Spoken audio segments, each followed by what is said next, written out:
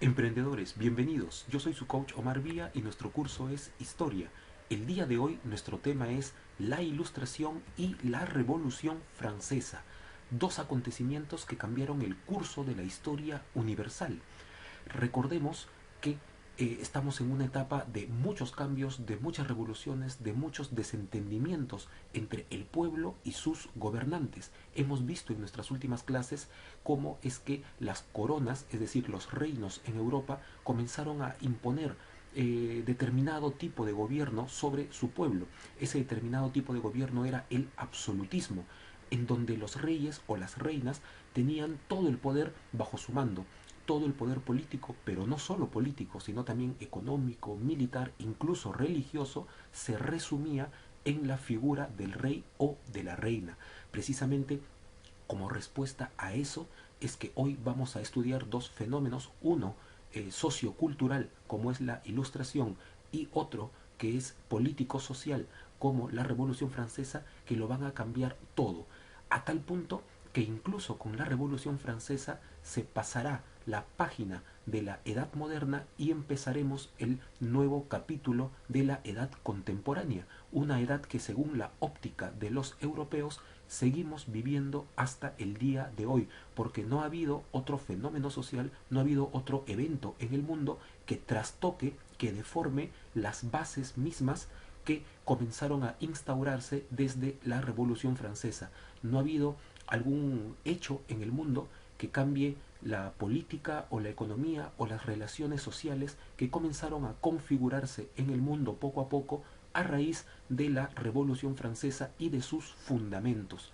Entonces, para poder comprender un poco más sobre este tema y cómo es que la Revolución Francesa terminó esparciéndose por todo el mundo mediante el contagio de ideas revolucionarias, a tal punto que incluso los países de América terminarán alimentándose espiritualmente para luego plantearle cara y enfrentarse a la corona española y conseguir nuestra propia independencia, veremos cómo todos esos acontecimientos en el mundo tienen un origen en la Revolución Francesa y en las ideas que ésta supo plantear desde el pueblo hacia la autoridad del rey, desde el pueblo hacia el monarca. Veremos entonces cómo es que todos estos hechos van dándole forma al mundo que conocemos hasta el día de hoy, al mundo actual. Por eso es que nosotros también seguimos siendo partícipes de la llamada edad contemporánea. Te pido entonces que me prestes mucha atención para que podamos desarrollar y avanzar satisfactoriamente el tema del día de hoy. Empecemos como siempre por el concepto que intenta explicar de manera resumida de qué va, de qué trata la clase que nos concierne. Diremos, vamos a hablar tanto de Ilustración como de Revolución Francesa, de dos fenómenos sociales que cambian por completo la manera de entender las relaciones políticas, económicas y también sociales, como no, de Europa primero y luego del mundo entero. Tenemos aquí una imagen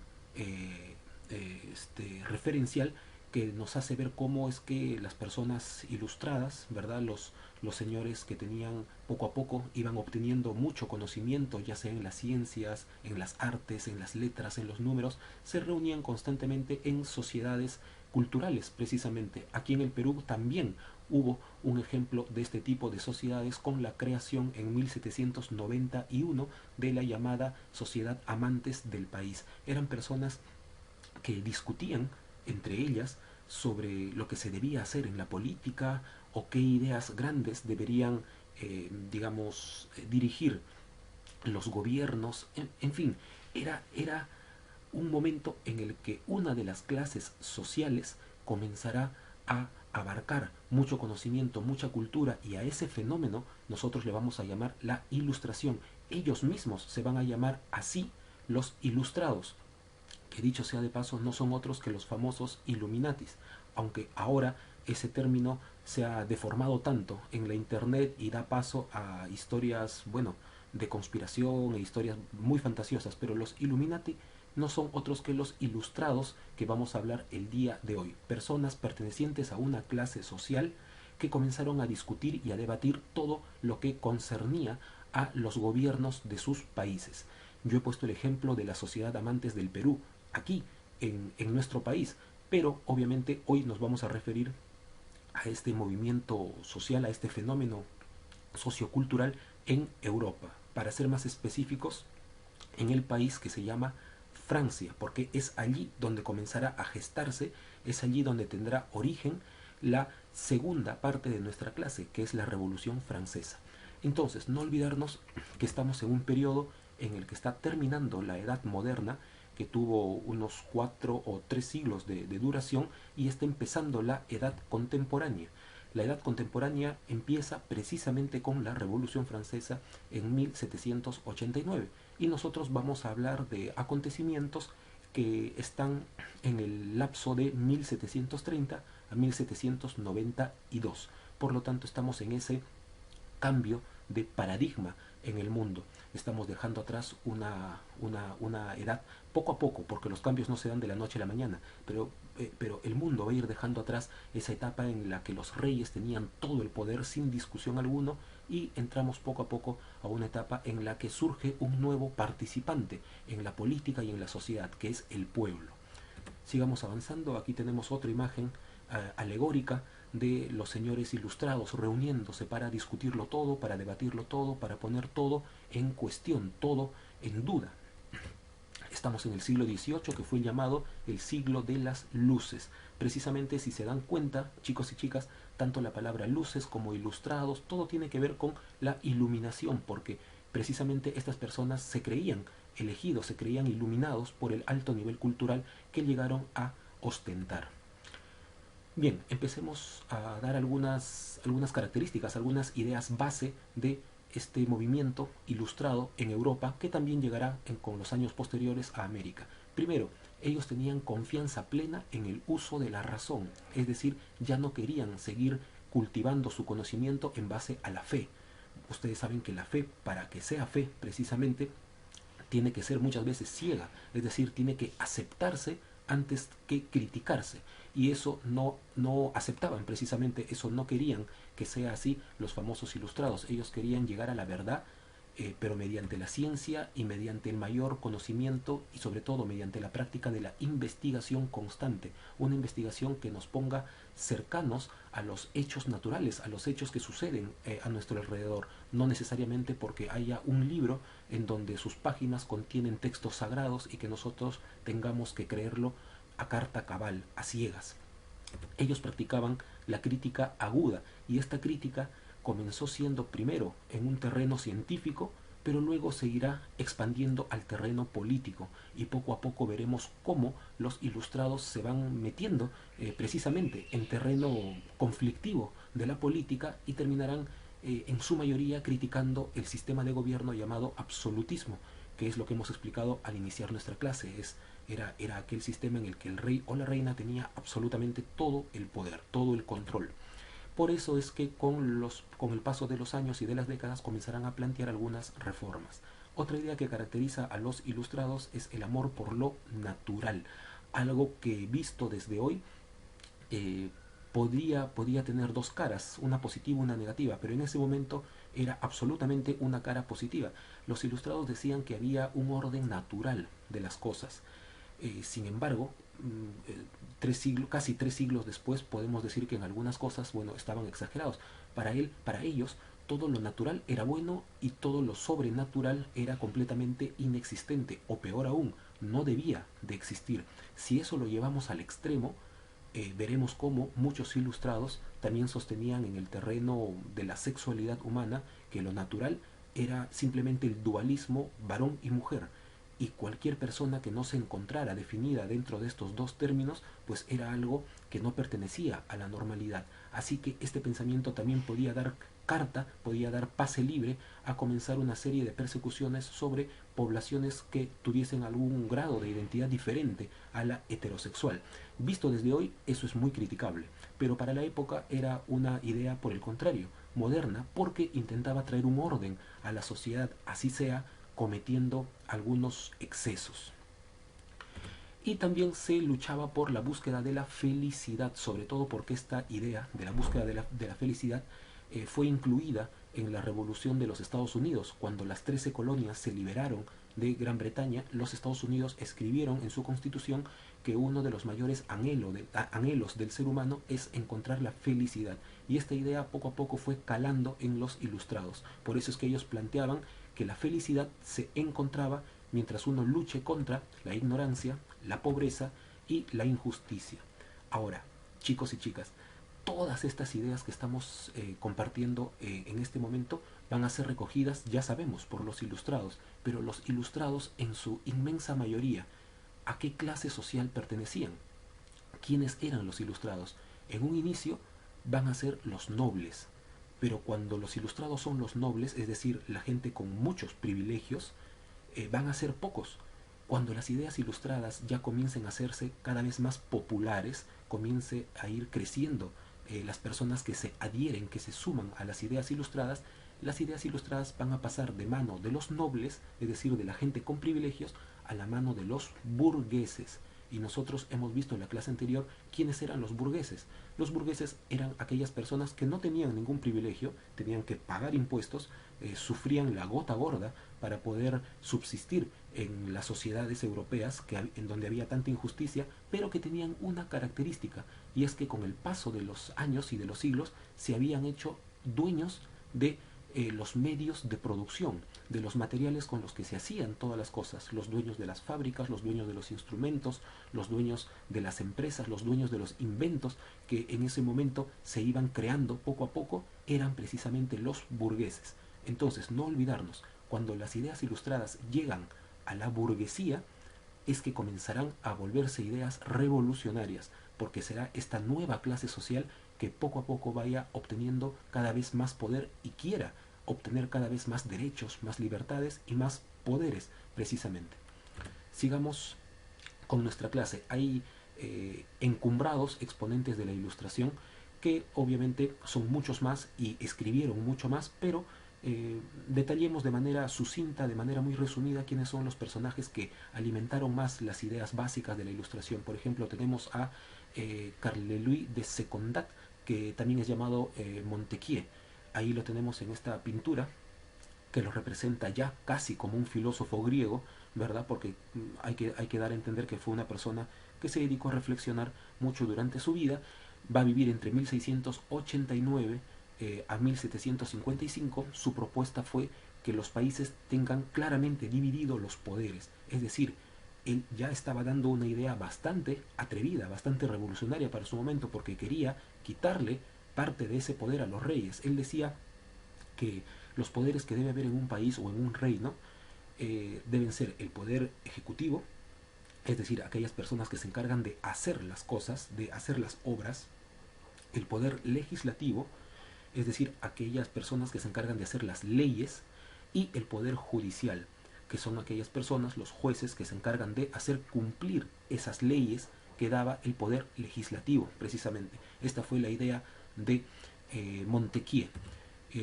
Ahí están los ejemplos de poder ejecutivo, legislativo y judicial, y la obra máxima, la obra más conocida de este pensador ilustrado es El espíritu de las leyes, un libro de 1748, en donde ya esta persona se encontraba bastante madura y bastante centrada en sus ideas. Otro autor característico de la ilustración es François-Marie Arouet, o también conocido como Voltaire. Voltaire nacerá en 1694, vivirá hasta 1798. Y Voltaire va a traer una propuesta bastante radical para su momento, porque él se va a destacar por su lío, por su pleito, por su enfrentamiento a la iglesia. Y por lo tanto él planteará por primera vez que los estados, ya sean reinos, ya sean ciudades, ya sean repúblicas, el estado, como esté organizado, se tiene que separar de la iglesia. La iglesia tiene que ir por un cauce, que es la fe, y la fe es individual, es personal, y el estado, que tiene que ver con los hechos que importan al pueblo en general, tiene que ir por otro camino. Es decir, él quiere la separación de la iglesia y del estado, que vayan por distintos caminos. La obra máxima de este autor es el libro llamado El hábito de las naciones. Tiene muchísimos más, porque además incursionó en el teatro, en la poesía, en la literatura, pero El hábito de las naciones es una obra política en donde intenta explicar precisamente todas estas ideas alrededor del Estado laico. ¿Qué cosa es un Estado laico? Es un Estado no confesional, es decir, es un Estado que ni es cristiano, ni es musulmán, ni practica oficialmente ninguna religión. Es decir, es un Estado, repito, aconfesional. Es un Estado que no obliga a sus habitantes a practicar determinada religión. Este libro fue de 1756. Otros dos autores, chicos, chicas, rápidamente, veamos a Jean-Jacques Rousseau, 1712, nace, 1778 está falleciendo, es este personaje que vemos a nuestra derecha. Su propuesta es que los estados, todos los estados, sean republicanos. Por ejemplo, Perú es una república. De repente no somos el mejor ejemplo de república en el mundo, pero el ordenamiento que tiene un país como Perú, en donde hay poder ejecutivo, poder legislativo, poder judicial, en donde hay municipalidades, en donde hay voto libre, voto secreto, todas esas ideas son básicamente las que Rousseau propuso en su momento. Y eso es ser un Estado republicano. ¿Qué es lo que caracteriza a una república? Es un Estado en donde no hay un rey, es decir, no hay una dinastía que tenga el derecho casi natural de gobernar. En una república todos somos iguales, o todos deberíamos ser iguales ante la ley, y todos somos ciudadanos. Es decir, todos, desde el presidente hasta el más humilde de los habitantes de un país, estamos sometidos ciudadanamente a la Constitución, es decir, al libro de leyes máximo de nuestro país. Eso es un Estado republicano. Y por eso él decía que en un Estado republicano es el ciudadano, es el habitante de un país quien otorga el poder a la autoridad, y ya no es la autoridad que tiene poder por sí misma o porque lo quiera Dios, no, es ahora el pueblo quien le tiene que otorgar ese poder a la autoridad. Y además la autoridad tendrá que ser finita, es decir, la autoridad tendrá que tener un inicio y un final, para que de esa manera se pueda también proponer la participación ciudadana. Aquí me he equivocado yo en la palabra, no es poder, es poder. No es que es un nuevo concepto, es simplemente una equivocación mía. La obra máxima de este autor es El contrato social, de 1762. Otro personaje que, aunque no tuvo necesariamente ideas políticas, sí tuvo una participación sumamente interesante dentro del movimiento de la Ilustración, que fue Denis Diderot. Nació en 1713, vivió hasta 1784, porque él va a tener una propuesta editorial, es decir, él va a crear un nuevo tipo de documento que va a servir para la propagación de conocimientos en el mundo. Esto fue reunir todo el conocimiento humano que hasta ese momento se tenga en un solo libro. Es decir, él creó la enciclopedia, que la primera enciclopedia en la historia universal tendrá 17 tomos, y él las irá presentando poco a poco entre 1751 a 1772. Ahora, todas estas ideas ilustradas van a ir avanzando poco a poco en el terreno político, y los reyes, las reinas, se van a dar cuenta que ya no es posible darles la espalda. Los reyes también van a comenzar a adoptar las ideas ilustradas, y cuando los reyes adopten las ideas ilustradas e intenten ponerlas en práctica, sin embargo, va a haber determinadas características que la van a diferenciar de lo que quería la burguesía. Por eso es que cuando los reyes se vuelvan también ilustrados, van a instaurar un tipo de gobierno llamado el despotismo ilustrado. Despótico, o mejor dicho, la palabra despotismo viene de la palabra despótico, que significa un uso abusivo del poder. Los reyes no querían dejar el poder, sin embargo, desde su poder total querían poner en práctica las ideas ilustradas. Veremos que al final eso no va a llegar a ser del todo compatible, y precisamente en parte por eso es que se desarrollarán las distintas revoluciones en décadas posteriores. El sistema de gobierno en el despotismo ilustrado es asumido por las monarquías, es decir, por los reyes o las reinas. Por eso se llama monarquía ilustrada. ¿Qué cosa pretendían? Una modernización vertical, una modernización a la mala, autoritaria. Ejemplo, tenemos a Federico de Prusia, Federico II de Prusia, que es al personaje que tenemos en la parte inferior derecha de nuestra pantalla, que tenía una frase característica para el despotismo ilustrado, que es: todo para el pueblo, pero sin el pueblo. Es decir, el rey debería brindar, o debería preocuparse por brindar cada vez más los servicios básicos al pueblo, debería preocuparse por brindar un mejor nivel de vida para sus súbditos, pero no debía permitir la participación del pueblo en las decisiones de gobierno. Dicho sea de paso, el personaje que tenemos en la parte principal de nuestra pantalla es Luis XVI, rey de Francia, del cual vamos a hablar en en los minutos posteriores, porque va a ser un personaje trascendental para la Revolución Francesa, porque él será el rey que tenga que soportar todo lo que sucedió en esa monarquía. Otras características del despotismo ilustrado es el poder centralizado, que eso ya venía desde siglos atrás con el absolutismo, pero ahora los reyes van a intentar crear una burocracia, es decir, que los funcionarios del gobierno trabajen eficientemente. ¿Para qué? Para que su poder a la vez crezca junto con esta eficiencia.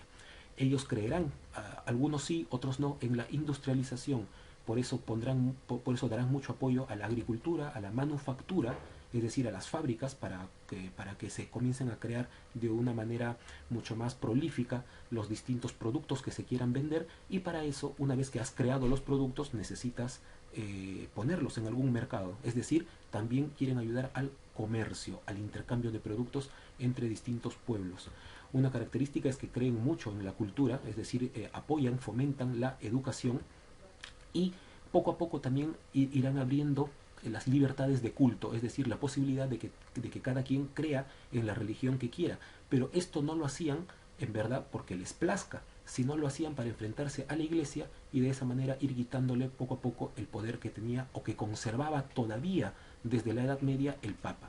A quien tenemos en la imagen, a esa señora robusta y bella, es la emperatriz Catalina la Grande de Rusia. Todos estos reyes, Luis XVI, Federico II de Prusia, Catalina de Rusia, todos estos son emperadores o reyes característicos del despotismo ilustrado, es decir, reyes que tenían la intención de modernizar sus países, pero sin darle la posibilidad de dejar el poder. Hablemos ahora, chicos, rápidamente de la Revolución Francesa. Todas estas ideas de la Ilustración, una vez que llegaron a la burguesía y se volvieron muy populares, pasarán o mejor dicho, dejarán de ser simplemente teoría y empezarán a ponerse en práctica. Hablemos de las causas de la Revolución Francesa. Como hemos visto, todo este proceso llamado Revolución Francesa va desde 1789 a 1799, pero nosotros vamos a hablar de los 3 primeros años de la Revolución Francesa. ¿Qué está pasando en Francia en 1789 para que estalle precisamente en ese país la primera revolución característica de la burguesía, la primera revolución característica de un mundo nuevo, como es el que hasta el día de hoy hemos heredado desde ese acontecimiento? Hablemos rápido. A nivel político, Luis XVI, el rey, es un rey que practica el absolutismo, practica el despotismo político del cual hemos hablado recientemente, el despotismo ilustrado. Y tiene una característica: no es un gran gobernante, siendo bisnieto de Luis XIV, que se había caracterizado por ser el rey sol, por ser aquel rey que decía el Estado soy yo, y por haber gobernado Francia por más de 70 años y haberlo hecho bastante bien. Ahora Luis XVI no va a estar a la altura ni de su bisabuelo Luis XIV ni de su abuelo Luis XV. Va a ser un gobernante bastante más pequeño, bastante más mediocre que sus antecesores. A nivel social, la sociedad se dividía en 3 estados. Podríamos llamarlo también 3 clases sociales, pero en Francia se le denominaba 3 estados. Estaba el clero, es decir, los religiosos, todos los miembros de la Iglesia Católica, que componían el 2,5% de la población, y era una clase social con muchos privilegios. Tenía muchas tierras, no pagaban impuestos, tenía muchos privilegios. Lo mismo la nobleza, es decir, los condes, los duques, los marqueses, las doncellas, los grandes señores, los hidalgos, todas estas personas con muchos privilegios también sumaban el 2,5% de la población. Como pueden darse cuenta, sumado clero más nobleza, solamente nos da el 5% de la población. El resto era el pueblo en general. Y dentro del pueblo estaba una clase social que poco a poco iba emergiendo, que es la de los burgueses. Pero el pueblo era el 95% de la población total de Francia, es decir, el 95% pagaba impuestos, el 95% de la población francesa mantenía los privilegios de la nobleza y del clero.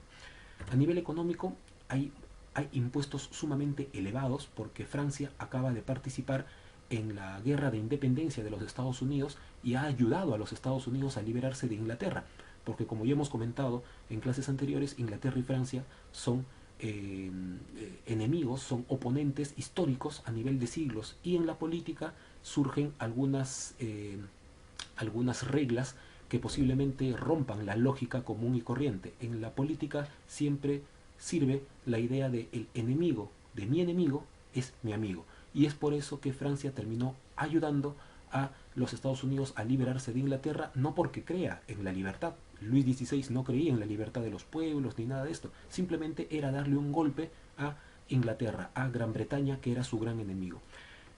Causas naturales, bajas temperaturas. Se dice que el invierno que soportó Francia durante los años 1787 a 1790 fue el invierno más crudo en los últimos 1000 años de la historia de Europa, a tal punto que incluso los ríos se congelaban.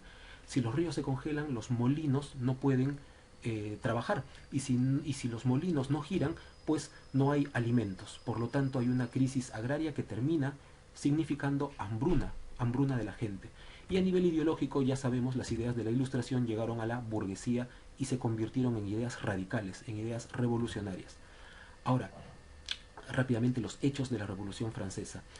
¿Qué cosa eran los estados generales? Los estados generales es como decir hoy en día el Congreso que tenemos nosotros, pero con la característica de que en Francia los estados generales, es decir, la reunión de los tres estados, de la nobleza, del clero y del pueblo, no era permanente, sino que se reunía cada vez que Luis XVI los convocaba.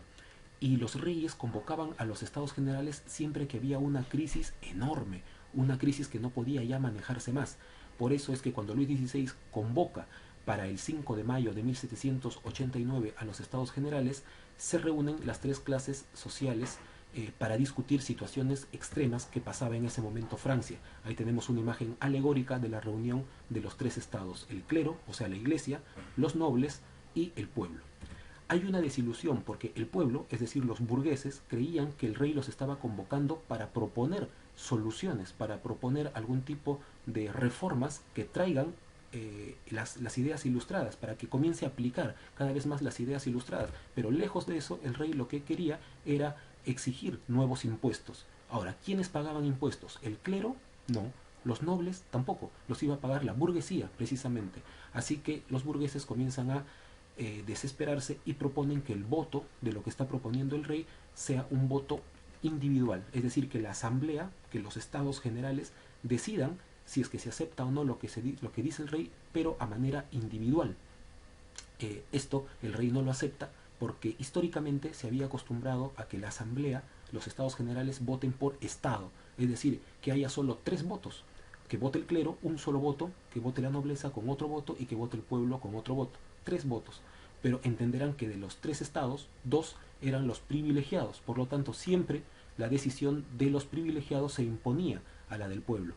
Ahora los burgueses van a pelear porque el voto sea individual, que cada uno de los participantes vote.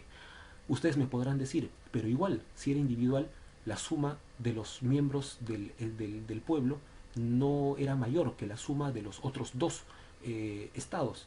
Y es cierto, si lo vemos de esa manera llana, de esa manera plana, podríamos decir que igual podían perder. Sin embargo, como ustedes saben, en la política siempre existe tratos, siempre existe acercamientos.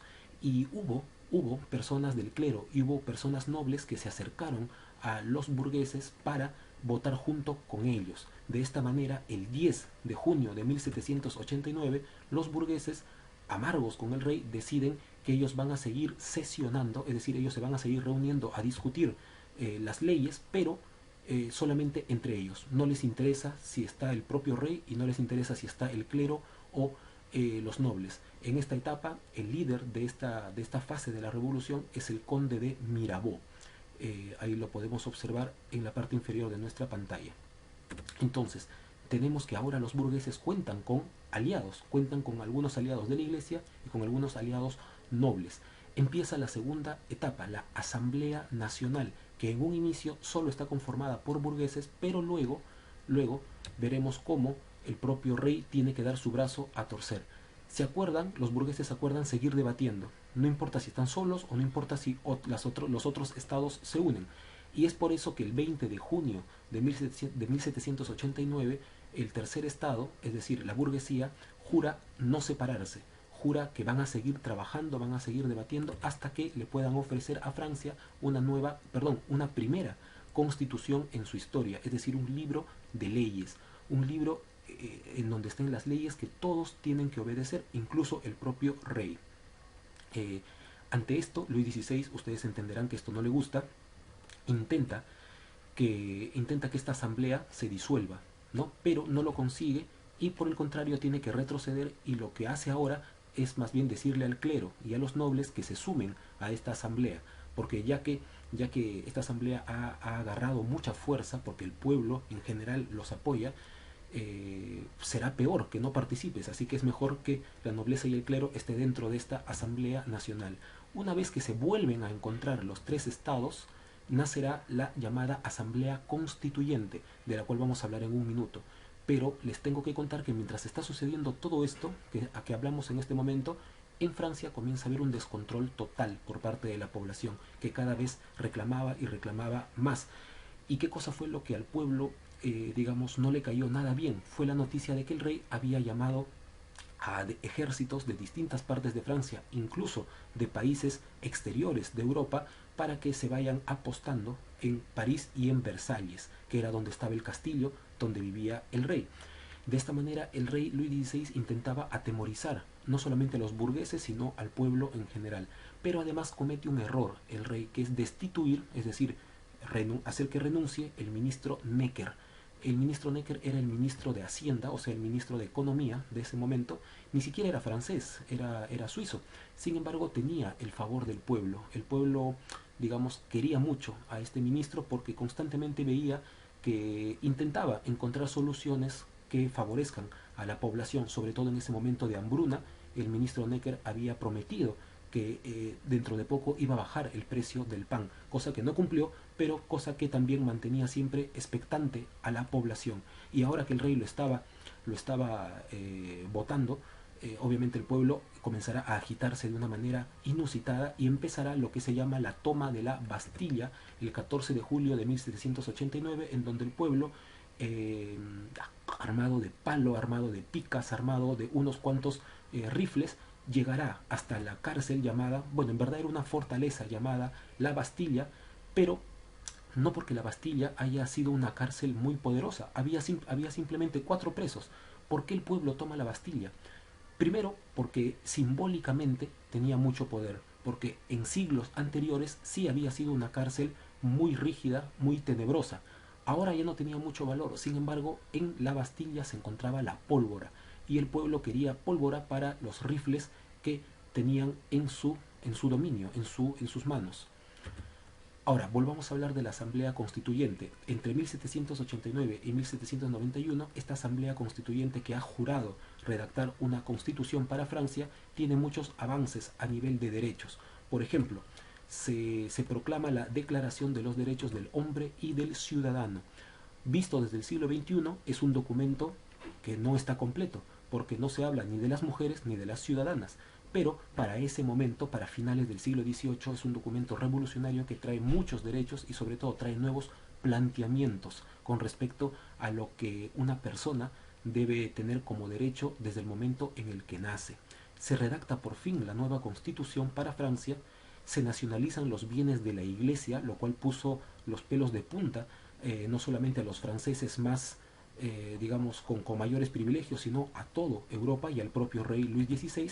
Y por último, se declara la eliminación de los privilegios feudales, es decir, ya no importará que tú seas conde, que tú seas duque o que tú seas marqués, no importará, porque ahora todos pagaremos impuestos al Estado, ya nadie será un privilegiado. Aquí tenemos una imagen alegórica, una imagen referencial de cómo eran las discusiones en esa asamblea y de cómo a través de los votos se decidían todos estos derechos.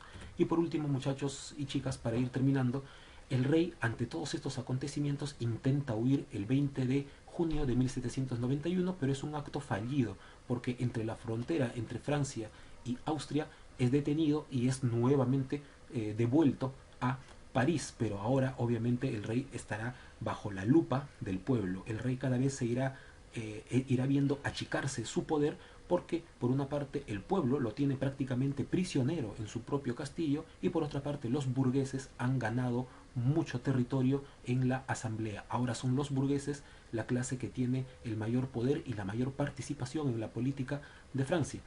La asamblea constituyente, una vez que ya se redactó la constitución, ya no tiene sentido de ser, ya han cumplido su actividad y ahora convocan a elecciones del pueblo. El pueblo participa en elecciones para que se cree un nuevo Congreso, es decir, una asamblea legislativa, el poder legislativo, o sea, lo que nosotros conocemos como el Congreso. Y ahí salen ganadores dos partidos políticos que van a ser muy trascendentales en la Revolución Francesa. Uno son los girondinos y otros son los jacobinos. Los jacobinos son los más radicales y tendrán un protagonismo en la segunda fase de la Revolución Francesa. Sin embargo, esta etapa entre 1791 a 1792 es una etapa de caos total en Francia, es una etapa de caos generalizado, muchas veces porque los partidos políticos y los distintos participantes de la política no tienen intención de entenderse. Prefieren mantener sus ideas políticas cerradas y prefieren que Francia se vaya cada vez más hundiendo en la anarquía antes que tratar de solucionar lo que ya parecía insalvable. Como si fuera poco, dos países europeos, Austria y Prusia, no Rusia, Prusia, le declaran la guerra a Francia. ¿Por qué? Porque estos países que eran monárquicos, que tenían reyes despóticos, no querían que las ideas de la Revolución Francesa se comenzaran a esparcir por el continente.